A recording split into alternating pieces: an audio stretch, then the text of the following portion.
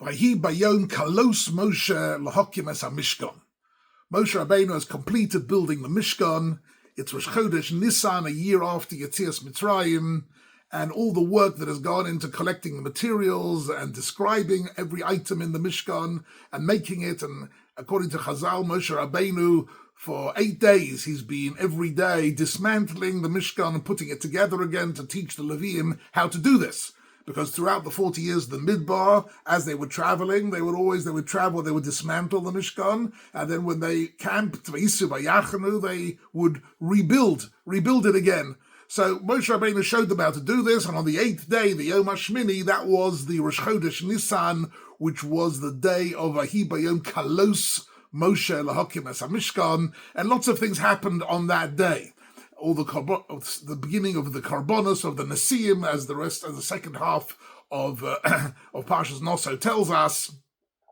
But this particular word, kalos Moshe lahokim es Mishkan, Moshe has completed this process, and the Torah uses this very particular word, kalos, to complete something, which actually is interesting because there could have been many options. They could have used the word lahashlim, to complete, could have used ligmor, to finish the process, right? Lesayem, to come to the end of it, like the word siyum. There are lots of words in Hebrew. There's a broad choice of words to complete, and yet the Torah uses the word Vayhi bayom kalos Moshe lahokim es Mishkan, and here there is a very interesting depth of meaning, which I'd like to touch on for a minute. Rashi, incidentally, quotes the Medrash and connects the word kalos to the word kalo, that Klal Yisrael at that moment were like a kalo hanichneses lachupa. In other words, this was the moment that Klal Yisrael, the kalo, came into the chuppah being the Mishkan, and in that sense, this is the spiritual marriage between HaKadosh Baruch Hu and Klal Yisrael, described graphically and poetically in Shir HaShirim, and this is a very beautiful moment of closeness between HaKadosh Baruch Hu and the Jewish people. That's the Kala. But there's another very interesting dimension to the word Kalos Moshe, and that is part of a bigger theme which we find in Chazal, comparing Brias HaOlam, comparing the creation of the universe in the beginning of Bereshis to the building of the Mishkan. That every item in the Mishkan corresponded to some aspect of Brias HaOlam, and just like Brias HaOlam ended up with the words Vayichulu Hashamayim va'aretz v'chol tzvaam, everything was completed and done. Similarly, the Mishkan is Bayom Kalos Moshe Elokim as Mishkan. The same word is being used here as was used in the completion of Brias HaOlam Vayerev Vayvoke Yom HaShishi, and then Vayichulu Hashamayim va'aretz. And on this, there is a very beautiful idea of the Sfas Emes and other Chronim, who say that the word Vayichulu actually has another dimension to it as well, that it's connected to the word Kli. A Kli is a utensil or a vessel or a container, right? And the idea is that Vayichulu Hashamayim va'aretz v'chol tzvaam, that until this point, Vayerev Vayvoke Yom HaShishi, the universe in all its grandeur and its massivity and its every detail of the project of the creation of the universe had been completed, from the most microscopic details of the DNA in the living cell up to the billions of galaxies with billions of stars in them in outer space. Everything had been completed, and then it was complete, but it had as yet no spiritual teichen. It had no content. It had no purpose yet. There was nothing in it. It was just a universe that existed because it existed, but it didn't exist for anything. There was no dimension of meaning or purpose to it until Vayichulu Hashamayim v'aretz v'chol tzvaam, when HaKadosh Baruch Hu decided, at this point, when Shabbos comes in, the whole of the universe becomes a Kli. A Kli for what? What is the Teichen? Vayivorech vayikadesh es Yom HaShvi. The bracha and the kedusha that Shabbos brought now was the Teichen, was the content of this Kli, and that redefined the existence of the whole utensil. That actually the whole universe now had a meaning and a purpose, which before it didn't have. And that is the same thing here, that Moshe Rabbeinu had manufactured with Betzalel and Oliel. They manufactured all the items of the Mishkan, but they hadn't yet been dedicated with a purpose. They were built exactly to the greatest detail, with all the with all its details. the menorah, procheha, the kaftereha, and the mizbeach, and everything had been built exactly to detail, but it was just a nicely built item. And now, Bakalos Moshe now takes all these manufactured items and makes them into a kli for kedusha and for bracha. And it's not by chance that this pasuk, Vahi Bayom Kalos Moshe, is exactly the pasuk which is written after the three most famous psukim in the parsha: Yivrecha Hashem v'Yishmerecha, Yo'er Hashem Ponav Elecha v'Choneka, Yisah Hashem Ponav Elecha v'Seim Lecha Shalom. These 15 words are arguably the most famous words in the whole of the book of Bamidbar, and they're familiar to all of us, of course, from Birkas Kohanim. But that bracha, that was the teichen, that was the content of the Mishkan that was made to generate bracha. In the same way as Avraham Avinu is told at the very beginning of Lech Lecha, you will become a great nation. But what is the teichen? What is the mission statement that Avraham Avinu is given from the very beginning? That you, Avram, and all your descendants and Klal Yisrael will be the carriers of a bracha, right, for the whole of mankind. And this is really being played out here in the Mishkan with the Kohanim giving Birkas Kohanim, and that bracha then becomes the teichen, and the whole of the Mishkan becomes a kli, Vahi Bayom Kalos Moshe. Now I'd like to, that's the first idea I want to share with you. The second relates to Birkas Kohanim itself, which I'd like to just look at for one moment in a bigger context. Something very, very beautiful I saw brought down from the writings of the Arizal. We're all familiar with the fact that in Parshas Kedoshim, we have, of course, the famous pasuk V'ahavta l'reacha kamecha, the mitzvah to love every member of Klal Yisrael, and everything that is implied in that mitzvah, all the gemilas chasodim that we do, and all the chesed and tzedakah, and everything is all part of V'ahavta l'reacha kamecha, to look after other people, to do for others what you want to do for yourselves. And in fact, sometimes it reaches the most extreme activities. I would say to you that all the chayalim and chayalot who are laying down their lives to protect Klal Yisrael, apart from everything else they're doing, which is magnificent, and koach and gevura unequaled, at the same that they are also fulfilling this mitzvah v'ahavta l'reacha kamecha by looking after all the inhabitants of Eretz Yisrael, all the rest of Klal Yisrael. They're fulfilling that mitzvah in a very dramatic and powerful way. And HaKadosh Baruch Hu should look after them, and please God, they should be matzliach ad hasoif, to the end of this nitzachon, to wipe out these monstrous enemies. But having said all that, we know, of course, that Rabbi Akiva said about this pasuk, Zeh klal godol b'Torah.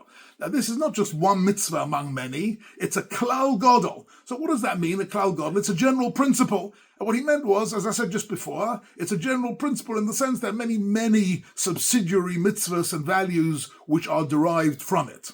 But the Arizal says something very beautiful. He says that V'ahavta l'reacha kamecha is only the klal godol of Sefer Vayikra.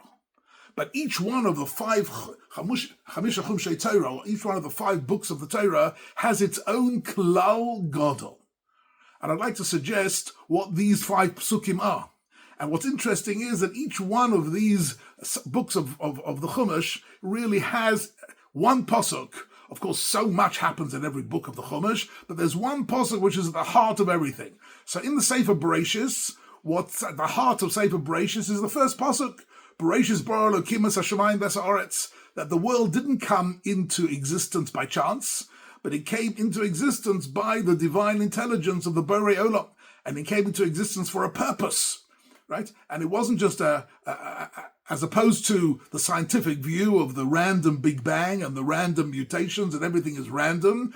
Our emunah is that HaKadosh Baruch Hu was a motzoi rishon, to use the words of the Rambam in the beginning of Hilchos Yesodei Torah, echoed by the Ramchal in the first line of the Derech Hashem. The motzoi rishon means that HaKadosh Baruch Hu pre-existed the world. That before Bereshis bara Elokim, there was a Borei Olam who lived in the world of the Ein Sof, an infinite existence, infinitely powerful and infinitely knowledgeable, and he brought the world, Bereshis bara Elokim, he brought the world into existence. And that emunah lies at the heart of Sefer Bereshis and tells us there is a purpose to this universe, and the rest of Sefer Bereshis is beginning to spell out who of the inhabitants of the earth was able to relate to that purpose. In Shemos, the central pasuk is Anochi Hashem Elokecha she'tesicha meretz Mitzrayim. That's already talking about the giving of the Torah, but particularly the election of Klal Yisrael. That Klal Yisrael asher bochabona mikol amim, the chosenness of Klal Yisrael, and the creation of a nation who were Mamleches Kohanim b'Goy Kodesh, that happened at the words Anochi Hashem Elokecha. That's the pasuk which is at the heart of Sefer Shemos. In Vayikra, the pasuk is V'hafta l'orecha kamecha, which speaks about the love that binds together all the members of Klal Yisrael, or in the language of the Nefesh HaChaim, both in Shar Aleph and Shar Beis, he explains how the whole of Klal Yisrael mystically are all parts of one neshama. That in some sense, at the level of the Shorish and Neshama, everybody is connected to each other, and we are all in a sense limbs of one body, and that should give us that sense of Ahavah and of love for the whole of Klal Yisrael. Even those people that we disagree with, even those people we maybe violently disagree with, there should be an underlying love that unites Klal Yisrael. In Bamidbar, what is the Klal Gadol? The Klal Gadol is Yivarechecha Hashem v'Yishmerecha. That's the Klal Gadol. That we are able to transmit brachas, right? And that also goes back to Avraham Avinu v'nivruchu v'chol kol mishpachos ha'adama, that the Kohanim can transmit brachas because they are shluchei d'rachmana, as the Gemara says in Kiddushin Kaf Gimel. And similarly, we are Mamleches Kohanim, we're a nation of Kohanim, and therefore we can all generate that bracha out into the world and to each other. And that is the chiddush of the of this pasuk in Sefer Bamidbar. And then in Sefer Devarim, what is the central pasuk in Sefer Devarim, which is Shema Yisrael Hashem Elokeinu Hashem Echad. That's the Klal Gadol of Sefer Devarim, which gives us Klal Yisrael carrying the Shem Hashem. That the Shem Hashem is the Yichud Hashem, that Klal Yisrael are able to connect to the Olam HaYichud, and that is part of the beauty of that fifth pasuk. And that is all, in a sense, hinted at in the word Be'ahavah. When the Kohanim give a bracha, when they say Levorach es Amo Yisrael Be'ahavah, the word Be'ahavah is coded into it lots of very interesting things. The truth is the existence of the word Be'ahavah in the bracha of the Kohanim is a bit of a exception to the rule, because we never add in adjectives into our brachas. We don't say Al Natilas Yodayim B'Tahara, or Lisate Petitis Bezrizos. We don't add any adjectives or adverbs in, and here we do Be'ahavah, because the word Be'ahavah. So I just want to tell you a few things. The word Be'ahavah to end this Dvar Torah. The word Be'ahavah, Beis Aleph Hey, Beis Hey, is a very special word. First of all, the gematria of Be'ahavah is 15, so it relates to the 15 words of Birkas Kohanim, right? Secondly, it's not just the 15 words, but the way the letters are arranged relates to all the three psukim. Now, the first two letters, the middle letter, and the last two letters. The first two letters, the Beis and the Aleph, add up to 3, which are the 3 words of the first pasuk of Birkas Kohanim. And then the middle letter is the Hey, which is the 5, which is the middle pasuk of Birkas Kohanim. And then the Beis Hey is the 7, which relates to the last pasuk of Birkas Kohanim. So the word Be'ahavah has already into it, coded in Be'ahavah, that this is the love of the Kohanim generated into Klal Yisrael. But in a sense, this word Be'ahavah also relates to these 5 key psukim in the whole Torah. In the whole Torah, these 5 psukim are all the love that HaKadosh Baruch Hu gave us when He gave us the Torah. And the initial Beis of Be'ahavah is, of course, Beis of Bereshis. The Aleph is, of course, the Aleph of Anochi Hashem Elokecha. The Hey is connected to V'hafta l'orecha kamecha. Why exactly that is, that maybe needs a little bit of a perush. That the word V'hafta has got 5 letters. Why is that important? Maybe it's for another time. And then there's the Beis of Sefer Bamidbar is, of course, the Beis of Baracha. The bracha of Yivarecha Hashem v'Yishmerecha, that's the Beis, which is the Klal Gadol of the Torah. And then the final Hey is the Shema Yisrael Hashem Elokeinu Hashem Echad. That's got to do with the word Yisrael, which is 5 letters, which is also the key word of Shema, is a Klal Yisrael are carrying the Shem Hashem.